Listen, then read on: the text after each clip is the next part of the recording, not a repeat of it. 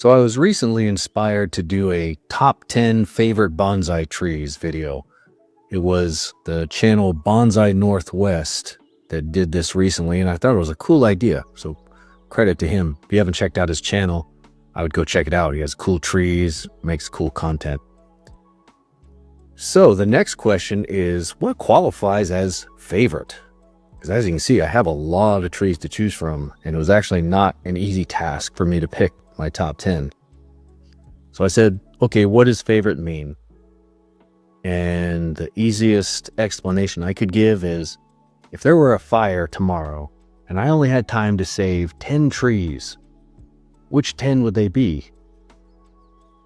Now that's after I save all the women and children, of course. So I save them first, then I come back for my 10 favorite trees. Which 10 would they be? And that was my qualifier for which ones I picked. So before I grab them and show you what they are, let me make one other disclaimer. This is not an exhaustive list. I was tempted to do a top 15 or top 20, but that's cheating and it kind of defeats the purpose, so I kept it at 10. But just know that there are several others that I like just as much that just didn't make the list. Also, this list is in no particular order. So as I show them, my top 10 are just in random order. So I'll just grab each one and we'll just look at it for a minute or two and then move on to the next one. Some of these might surprise you. If you've seen some of my other videos, you might be kind of surprised at which ones got left out and which ones got added into the mix. First up, my dwarf pomegranate. So this started as a cutting back, I think it was 2019, from a larger tree that unfortunately died. I love this tree. It's easy to propagate. It's super pretty. It has these tiny little bright green leaves. And in late summer and fall, it grows these really bright red flowers. And if you're lucky enough, and a hummingbird or something, or a bee pollinated it, they'll actually grow into fruit, actual pomegranates. But it's kind of nice because most flowering trees flower in the spring and then they'll flower again until next year. This one's kind of different where it flowers in late summer. It's like the only one, so pretty cool. I recently did a trunk chop on it last year to get it down to a decent size. But this one is definitely in my top 10 favorite trees. So don't worry, pomegranate. There's a fire. I'm coming to save you. Next up, my juniper. I've had this tree since about 2017, and it's gone through a ton of different styles, and I would call it personalities even. It's gone through a lot of personality changes. For a while, it was a much longer cascade, and it was shorter. Originally, it was not a cascade at all.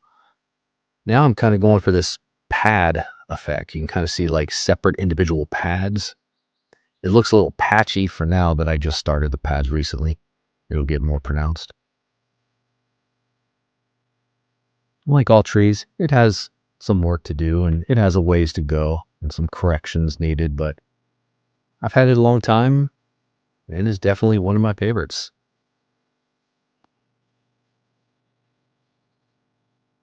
Super tough as nails.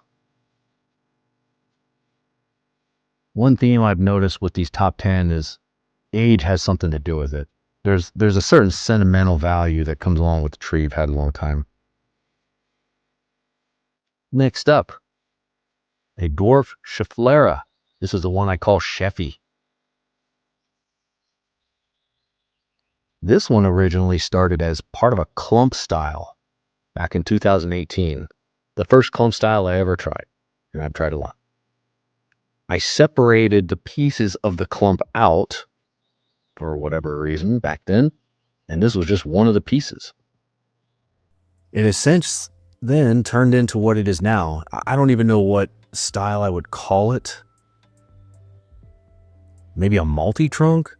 There's a lot of aerial roots. There's kind of like one main trunk and then some multiple trunks coming out of the back and 3 main branches going up top. I don't know what style that is. It doesn't fit in any particular general style. Either way, I love it. It's one of my favorites. I do need to do some selection on some of these aerial roots. I defoliated this right at the beginning of the summer, and it's growing out to what it is now. It's actually a little out of sorts, needs to be trimmed back again. I'll do an update video on it soon.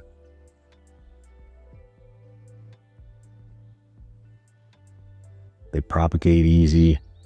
They're fun. I need to round it off there. Definitely in the top 10. Next up, my Shantung maple. Now this has been through hell, and it's currently in the middle of it. You'll see why. It doesn't get a lot of love when I post videos about this tree, and I posted a lot. But it's still one of my, to be honest, it's probably my absolute favorite tree. I've had it the longest of any tree that I've got. When I first bought it in 2009, so 16 years ago, there's just a little stick in a pot. I didn't even have bonsai in mind at the time. I just bought some trees, and this is one of them. It's gone through periods of being in pots. I planted it in the ground on 2 separate occasions, dug it up on 2 separate occasions. But you can see the problem here. This happened, I think, last year or the year before. Not sure what it was that caused this, but it's very concerning. And I still don't think I'm out of the woods yet. But the bark on one whole side of the tree is just flaking off and dying. But the tree is still growing and healthy, as you can see. I kept that branch down there just sort of as insurance because I didn't know what was going to happen. So it's in kind of an ugly state right now.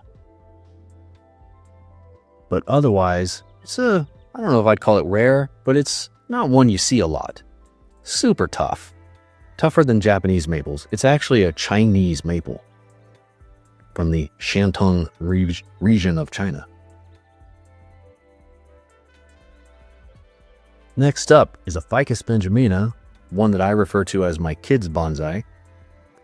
This one might surprise you a little because I've got a ton of Ficus benjaminas, and this one it doesn't exactly jump out at you as the best one, currently at least, but it's got sentimental value.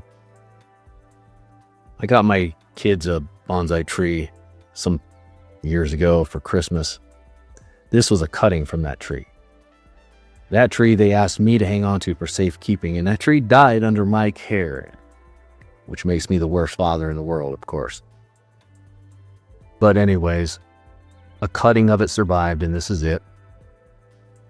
And it's not bad. I mean, I'm not saying it's a bad looking tree. It's still got some styling to do and some things it needs to do. But if there's a fire, for sentimental reasons alone, I'm going to save this one. They do propagate easy. Yeah, you can kind of see like some of those branches need to be wired down or something. It's going to take some work, but that's okay. Next up, my S-shaped silver maple. This started as a seed back in 2013. And even though my Shantung maple I've had longer, this is actually the tree that got me into bonsai. I took just a little piece of wire that you would use for like a sandwich baggie or something, or a produce bag at the grocery store. And I just sort of bent it and put that little piece of wire on it. And then it grew back the way, the other way. And I was fascinated. And that's what sparked my whole journey into bonsai. And since then, it's just, survived all these years. It needs some root work. It's a little confused right now, to say the least. I was doing a root over rock thing for a while, and then I wasn't, and yeah. It needs some root work. That's okay, though. But I definitely would say it's in my top 10. Needs to be repotted next year for sure. It's been in there for a year and a half now. And they grow roots profusely. Next up, my oldest tiger bark ficus. It's the one I call Benny.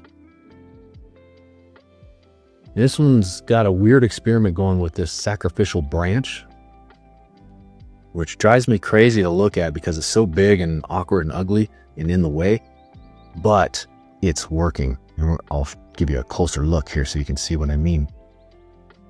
The point of having that was to thicken up the trunk down at the base. If you can believe it, I got this tree for $25 at a grocery store in 2018. You can see the difference there. The question just is, how long can I stand keeping it on there? I could just chop that sacrificial branch down some so it's not so obnoxious looking. That would kind of defeat the purpose of having it there because it would just slow it down. I may as well get rid of the whole thing if I do that. And I noticed just while filming this, some wire is starting to bite into the bark, so I took that off right after hitting stop on the record button. But this is in my top 10. Had it since 2018, taken many cuttings from it, done a lot of big work to it, and it's one of my favorites. Here's one that gets almost no love on every video I post. It's met with some lackluster enthusiasm. And I get it. If you've seen one bonsai forest video, you've kind of seen them all. But nonetheless, it's one of my favorites. These were all cuttings that I started around 2019. Right now it's kind of sick, and this is the second time it's done this. It did this 2 summers ago where I don't know what it is, but the leaves don't really get bright green. They kind of stay like pale yellowish, as you can see.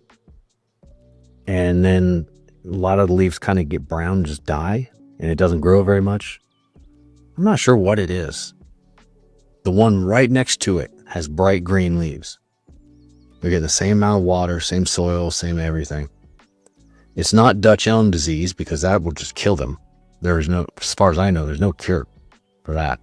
So I don't know what it is. I'm less concerned this year about it since I've already seen it go through it once and it recovered. I was just doing it again. Hopefully you can kind of see what I mean there. Some of those leaves. I don't know what it is, but whatever it is, I like this little forest. And when it's not sick and it's trimmed up nice, I think it's kind of cool looking. Still got a long way to go, obviously.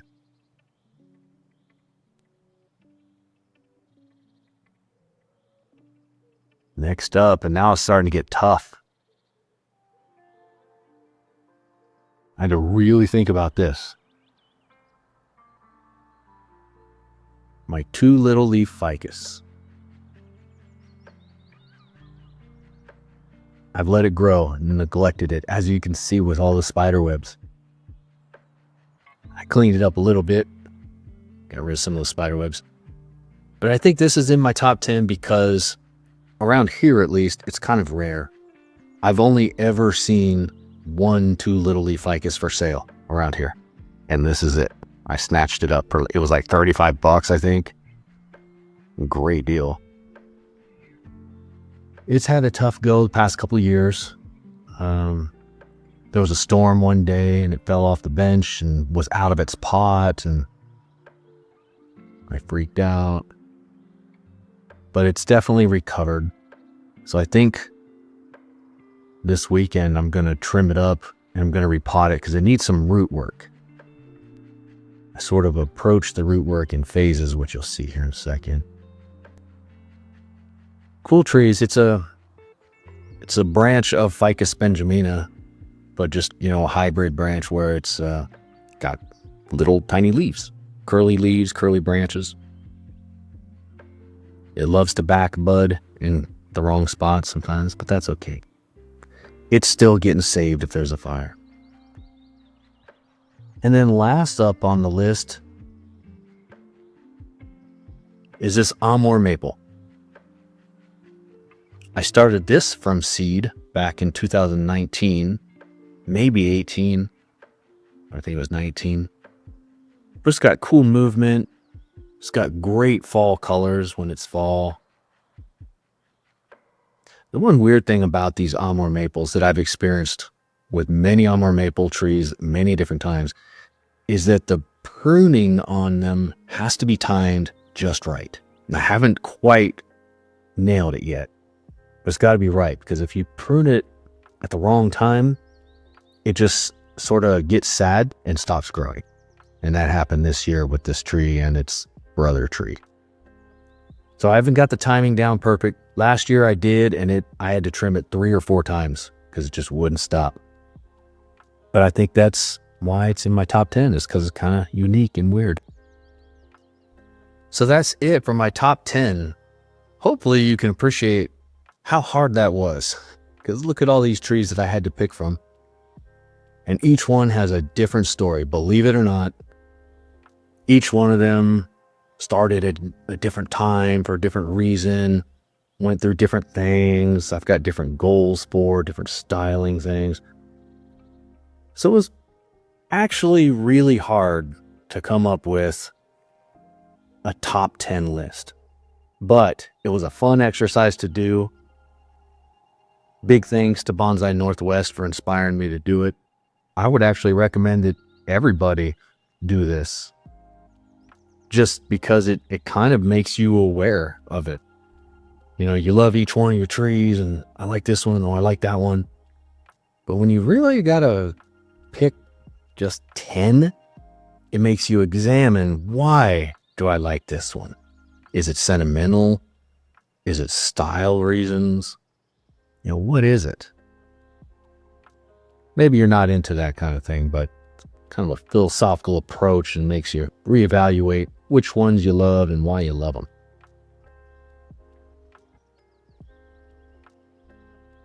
So one last look at the collection here.